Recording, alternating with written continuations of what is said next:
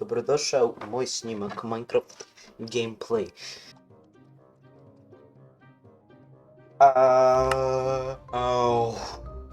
Ok. Sada prvo ćemo da lomimo drveta za resurse.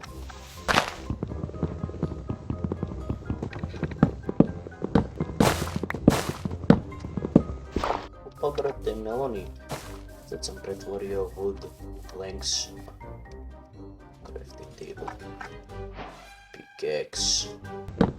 Sad ćemo da se ukopamo u rupu.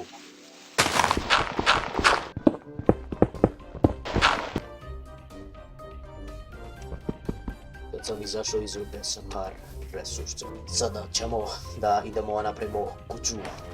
Za kuću će nam trebati više drveta, ali za drvo treba će nam X.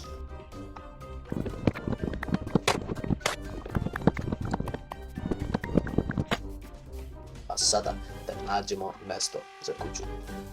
Ovo izgleda kao dobro mjesto da se naselimo.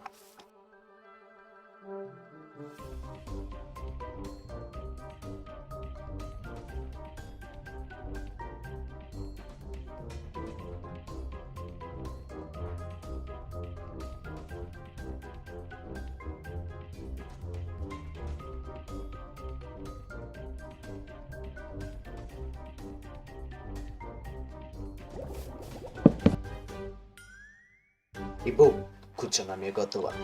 House door. Zalazi sunce. Ovo je kako izgleda od pozadi.